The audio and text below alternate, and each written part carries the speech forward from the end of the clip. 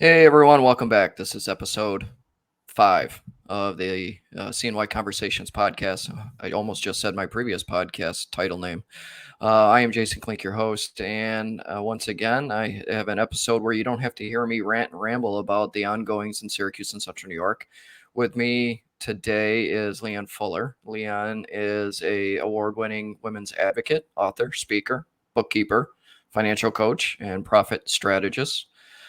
She combines her Coach U training and 25 years of accounting experience to work with women to know and understand their numbers so that their numbers work for them.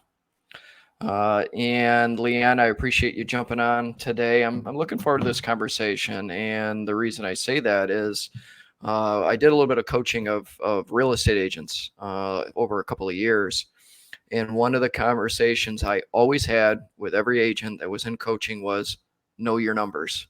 And it was amazing how many did not know their numbers. So, welcome. And why don't you give us a little bit of history and background on how you got to here in the current time? Well, thank you for having me. I'm excited to be here. And I get a little excited about numbers sometimes. Most people, when you start talking about accounting and numbers, their eyes glaze over Yep. because let's face it, accounting is boring or Right. can be boring. Right. So yeah, I have run accounting offices I did it for over 15 years. The last, I guess, corporate job I had was at a hospitality company, and we were managing about at one time, I think, 8 properties. And there was a big change, and I could go with the new management, the old management, or kind of go my own way. Mm-hmm. So I decided to go my own way. I have a coaching training through Coach U and finish that back in, I think it was 2015 maybe. Um, uh, did some life coaching for a while, and in the process, I realized what a shortage it was and what a need there was for this type of work, because you'd be surprised how many small businesses out there don't have a clue what their number, just like real estate agents. You just don't know. Yep. And you don't know what you don't know. So Right. I like to help people figure that out, know their numbers, understand their numbers, and, work on them, know where you can grow, know your cash flow, and know where you're making money, know where you're spending money, and find those hidden profits and grow. Yeah, it's I always think back to, and I've told this story probably way too many times for people to care anymore, but I I left public safety. I started as well, first I started a real estate business on the side. I left public safety, but because I'd spent so many years in civil service that I get into real estate, but I don't know anything about business. I didn't know anything about real estate. I found out that I had to learn marketing. I had to learn finance. I had to learn budgeting. I had to learn branding, all of everything except for selling homes and helping buyers buy homes. It was interesting time, but it's realistically, if you don't, one of the biggest lessons I think I've learned, and I used to teach to real estate agents that I coach was, you need to know what's coming in and you need to know what you're putting out, and are you making sound investments? Do you find that people kind of haphazardly prior to getting this kind of instruction or coaching tend to kind of just haphazardly go along and go after, or maybe spend their money here, spend their money there, but they don't take into account taxes, reoccurring expenses and so on? I think that's actually a really common thing. And again, it goes back to you don't know what you don't know. Yep. A lot of people in small businesses, well, people in general, if you have money in your bank account, you think you're making money. Right. Right. I had somebody I knew called it checkbook accounting. You know? So if there's money Yeah. there, you're making money, so you can Yeah. spend money. Right. That's not necessarily the case, and yeah, people, they just spend it. They don't look at the return on investment. They don't look at the long-term effects. They don't look at the fact that, is it something that's reoccurring? How many people, um, go on, there's so many people out there that offer these little things for $9.99, $27. How many people in general, you have all these subscriptions to all these different TV things, Hulu, HBO, Netflix, YouTube, and Right. all this little stuff adds up and people don't even realize it. They don't even know. Typically, when you sign up for something, you never use it oftentimes. So Right. that's one of the things we like to look at is what is it that you have that you're paying for that you're not using. And, if it's not making you money in business, it's costing you money.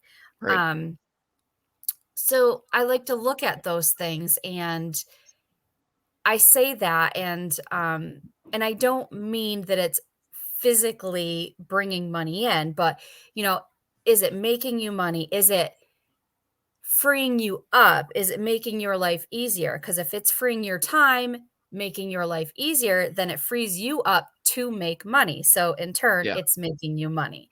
Right. S Right. Now, with your coaching business, are you working with clients here locally or just locally with Syracuse and Central New York, or have clients all over? I do have the majority of my clients are local. I do have some clients that I work with in Florida. I will work with clients outside of the area, but primarily right now it's local around the Syracuse, Central New York area. Gotcha. What are the biggest challenges some of the business owners are facing here in the local area that may be different than Florida or some of the other areas? Um, as far as what? Their business, their business.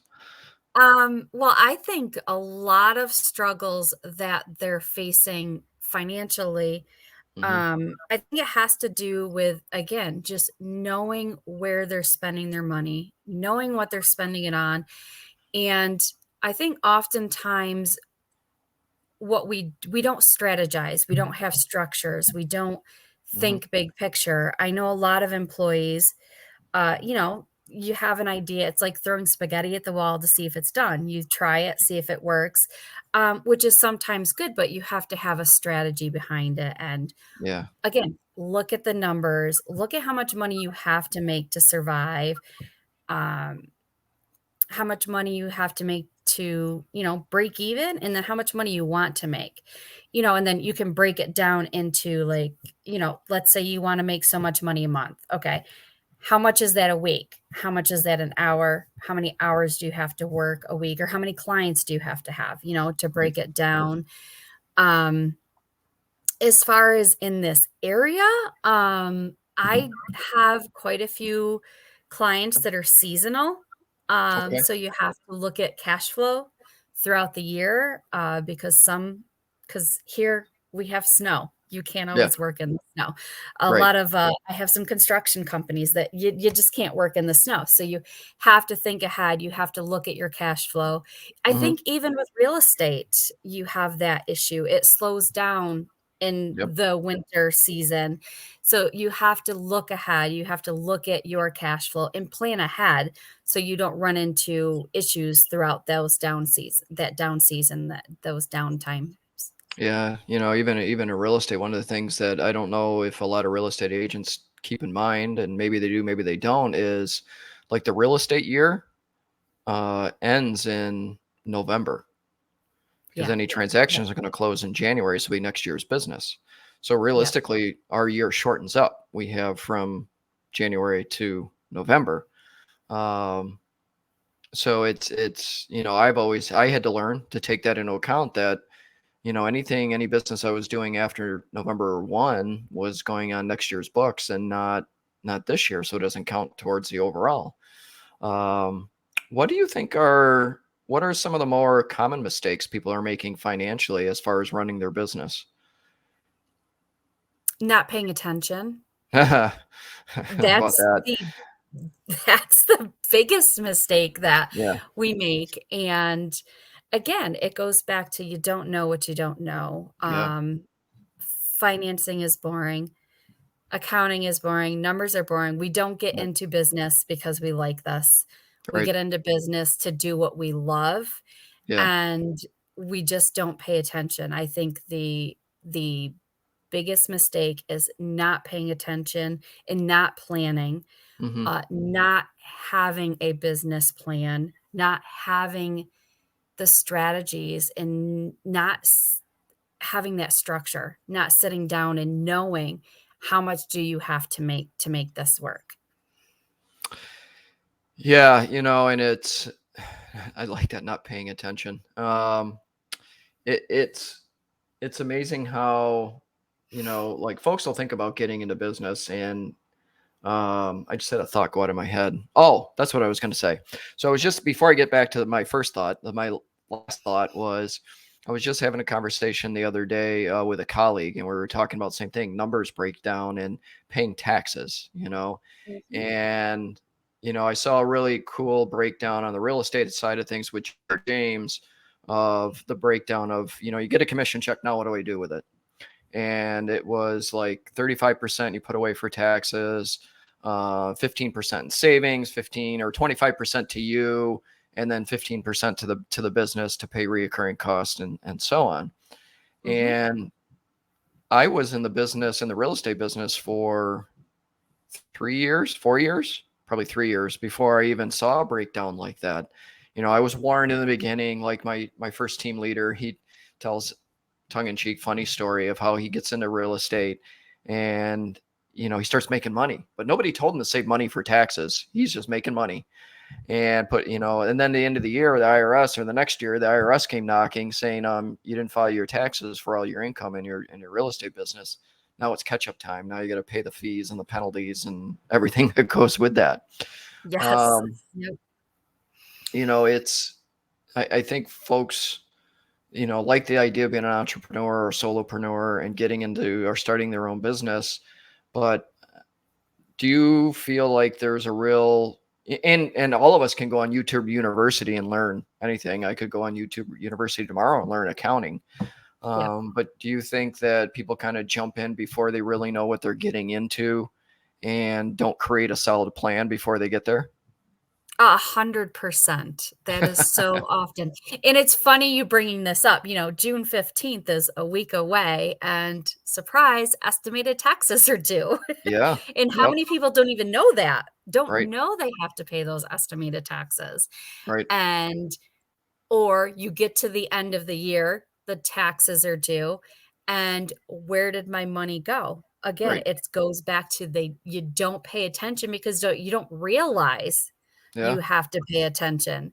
Yeah. Um, so I think putting that I suggest everybody has a separate sales tax checking account. And just like you said, whether with you when you get a commission check, but everybody who has day-to-day transactions and day-to-day stuff going on, whether you do it daily, weekly, or monthly, putting so much aside for your sales tax or well, sales tax and income taxes. So Income there's tax. Yeah. two different things going on. Yep. So because you have to pay your sales tax quarterly and again your quarterly estimated taxes, which is what's due.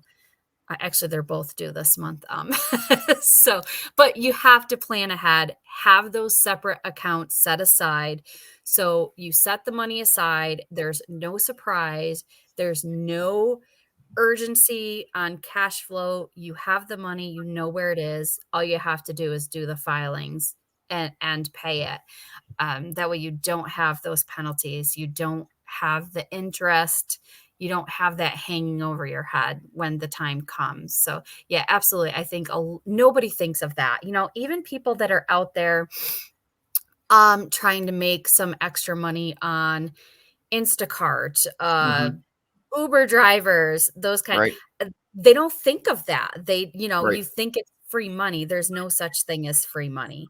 No. You have to pay the tax on it. You will get a 1099. We all have a gift. Oftentimes, that's where these small businesses, entrepreneurs, That's where it comes from. We have a gift. We love marketing, so we start doing some marketing for people. Right. We're good with numbers. We start doing bookkeeping for people. Um, trying to think of some other things, you're good at landscaping, so you start helping people out doing that. We all start this because we like what we're doing. Typically, hopefully, that's why we're doing it. We Right. like it and we're good at it, and we don't Right. think of these. I wanted to say little things, but they're not little things. We don't think about the technically the ramifications of it. Right. That's you have to pay the taxes on it. And the end of the year comes along and it's like, you think you just got this money and you spend it, and who knows what you spend it on. Yeah. Hopefully if you're spending it, you're investing it in your business, Yeah. but you don't realize that at the end of the year, you do have to pay the taxes on that. Yeah. And I had a conversation with my tax preparer a year and a half ago. And, the last few years in real estate's been good to me. And I had an LLC, but I'm still paying, 42% or whatever it is in taxes as an independent contractor, as a real estate agent. And we had the conversation of getting to the point of creating an S corp and Mhm. saving a little bit of money in taxes because it's structured differently.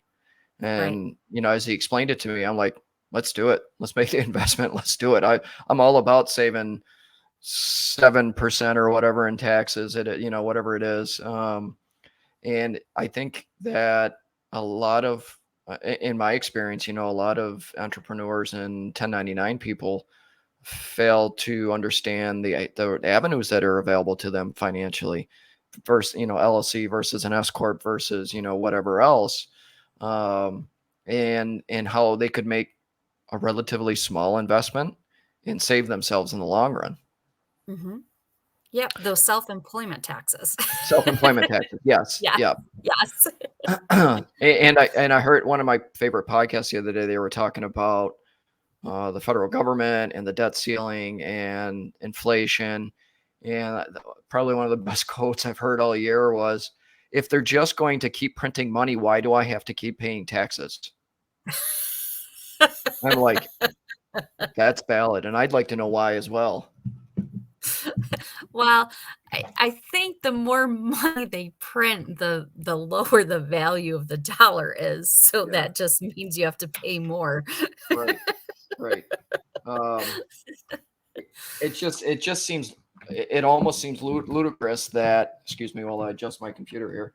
It almost seems ludicrous that we pay the taxes that we pay, especially in New York. Right. Um, but the government's just printing it to do what they need to do, and where's the rest of the tax money going? Even though it's a different bucket and such. Right, right, right. Yeah. Well, I don't even begin to know where all the money goes. I don't think I wanna know. I Right. avoid the Right. politics of it. Yeah, So, yeah, for sure. Now, absolutely. do you get into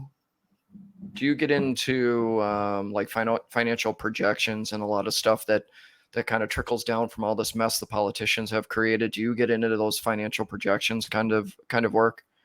For the small businesses? Yeah, yeah. Yeah. Yeah, Okay. absolutely. So, um, are you talking projections as far as taxes or as far as their profits, or what do you Yeah, mean? profit, loss, overhead, all of the above. Yeah, absolutely. So, that's one of the things I like to do. And, there's different levels to what I do.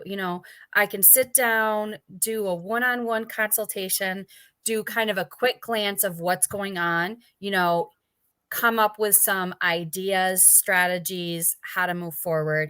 That's like kind of a one-on-one, kind of like a power hour type of thing. Then, there's a deep dive we can do where you look at things kind of line item by line item on a Hmm. profit and loss and, explore kind of like what you're talking about, explore where the income is, what your projections are, how much you plan to make, how much you need to make, how you can make that amount, and as far as the profit goes. And then again, with the expenses, let's look at each line item by line item and see, are you using everything here? Is it helping you make money?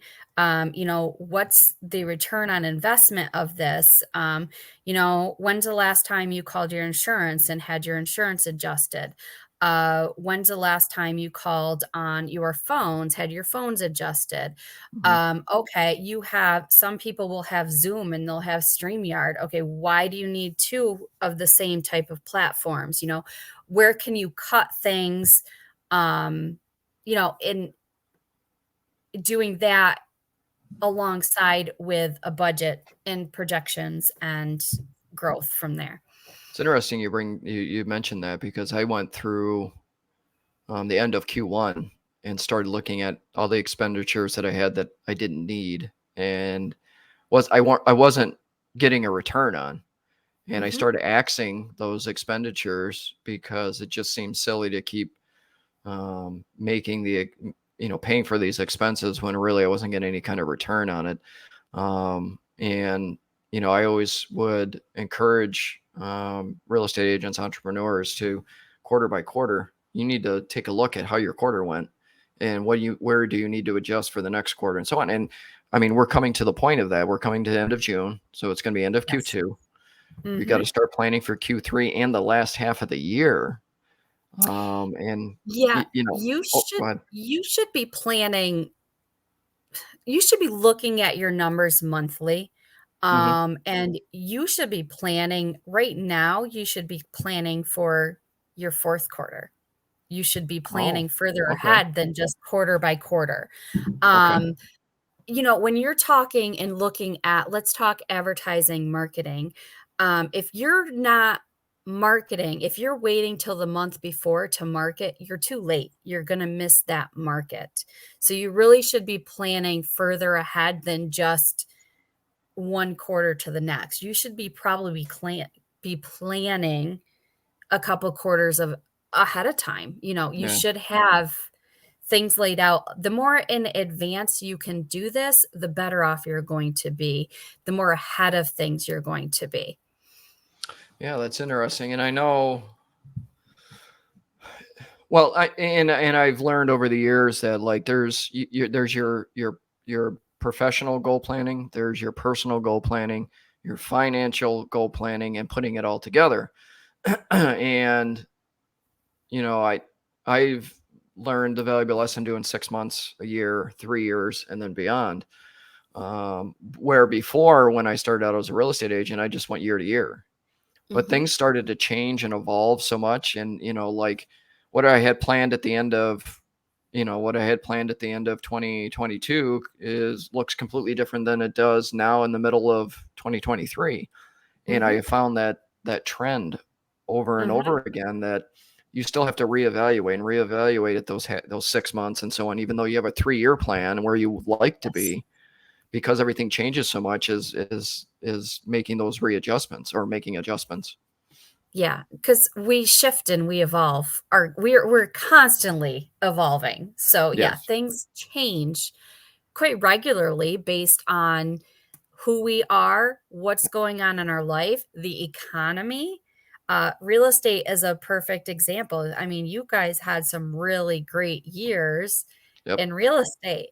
Now Yep. you're coming down in this downturn. And back to when we were talking about before, where you said November doesn't count till the next year. If you're seasonal or you have a down period coming up, and this is what I mean by planning like a quarter ahead. So if you have your busy time frame and let's say it's June to May to August, right? And you know that your winter months are going to be pretty lean, and you wait until September to look at your projections through those winter months, it's too late to make the money to plan for that. Right. Yep.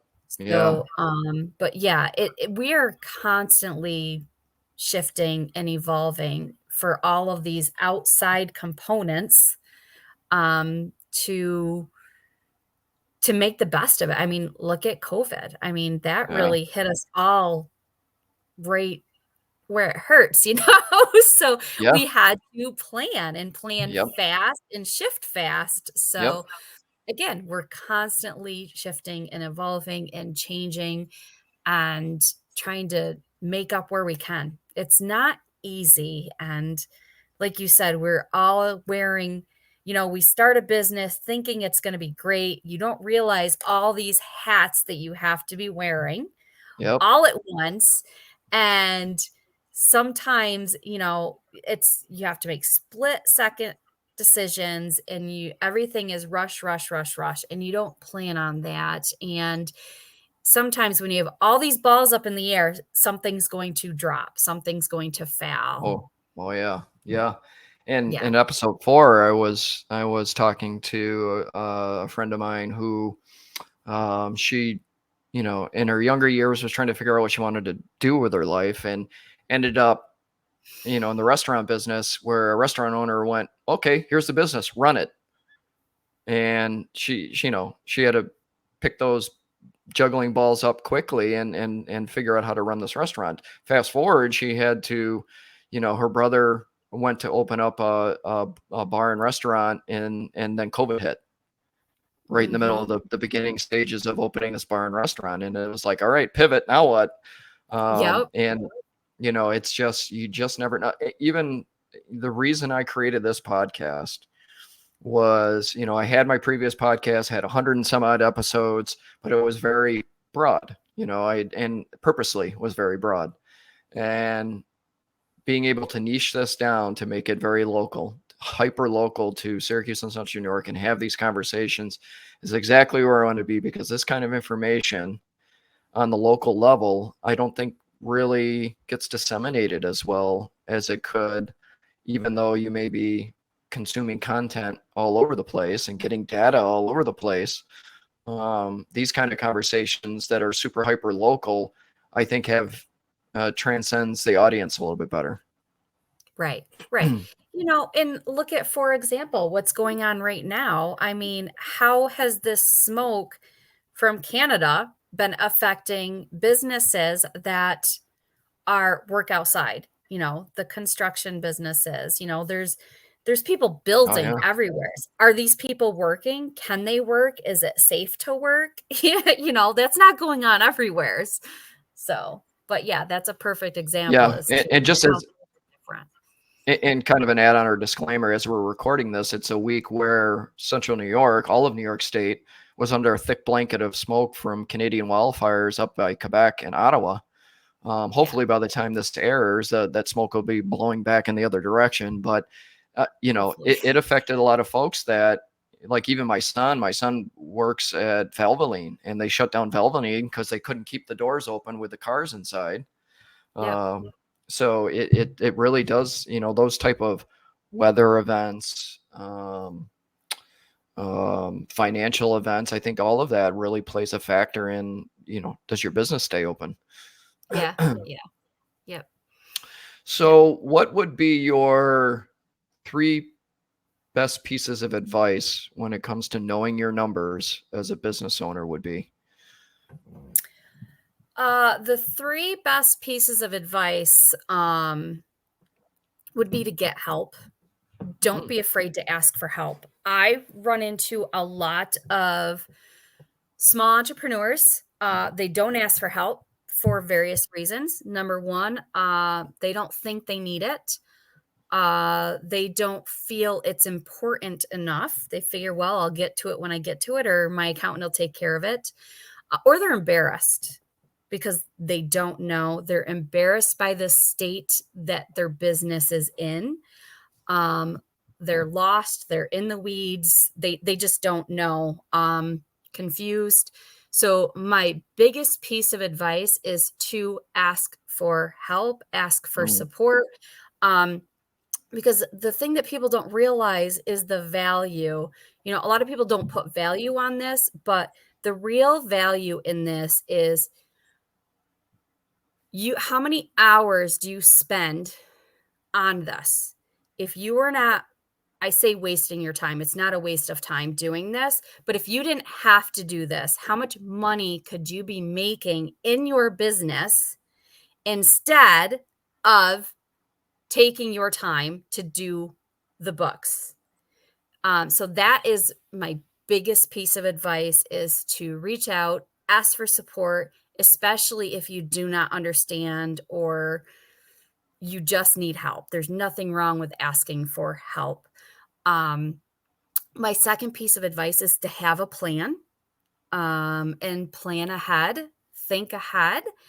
And my next piece of advice probably would be to set up make sure you're covering your taxes. And we spoke about it a little bit. I think you said 35%. I always say to do at least 30% Mm-hmm. set aside for your income taxes. So it just takes the stress and the worry away Right. when tax time comes. Same with your sales tax, take that and get it set aside. It's out of sight, it's out of mind, it's in a different account. So you don't have a false sense of security. Oh, yeah. Because I like that. yeah, yeah. A lot of people, if they think they have money in their account, they think they're good. They have that false sense of security and they can do whatever they want to do. I think those are my three biggest tips or pieces of advice. Yeah, and that's fantastic. And what I just thought of is those that have spend money before they get it. Maybe they Yes. know there's a commission check or it's coming, or maybe they know there's a sale that's going to come through next month. Well, we're going to spend that money or part of that money before we get there. Hmm. And would you agree that's probably the quickest way to get in a hole? Oh, absolutely. Because anything can happen. That sale can fall through in a heartbeat. Yep. Oh yeah, for sure. Yes. Yeah. Don't ever spend money before you have it in the bank. Yeah. Absolutely not. Awesome. Unless you Um, have a good plan to cover it. do you think, and one last question, do you think it's important now for businesses to, as far as knowing their numbers, do you think it's important now for them to have liquid assets versus, and liquid meaning, cash on hand Mhm. versus maybe different investments in different places?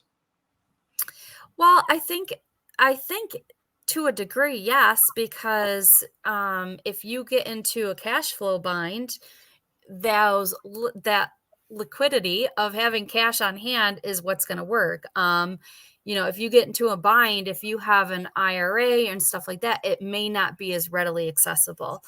So it's great to have those things and to have investments.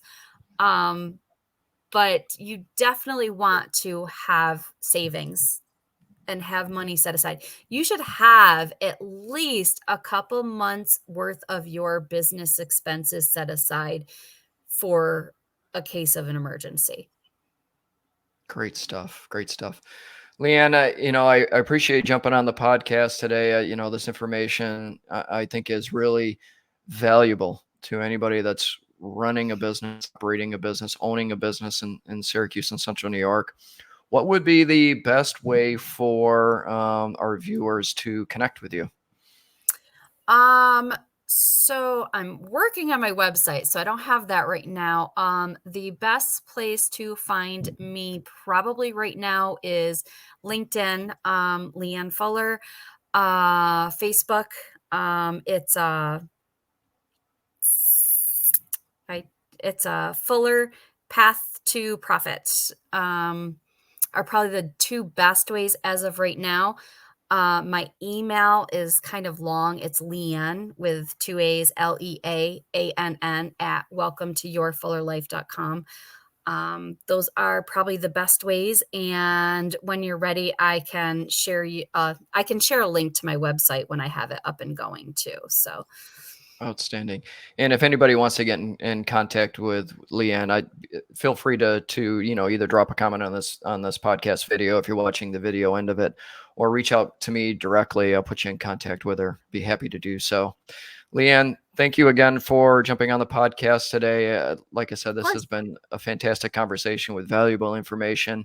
We'll have to do it again, maybe around tax season next year, and see if Sounds there's good. any new pieces of advice. But with that, anybody that's either watching the video version or listening to the audio version, please share this with everyone. This, I'm trying to, with my guests, trying to build this community, bring us together with these different experts and friends and, neighbors in Syracuse and Central New York. And the only way we're going to do that is,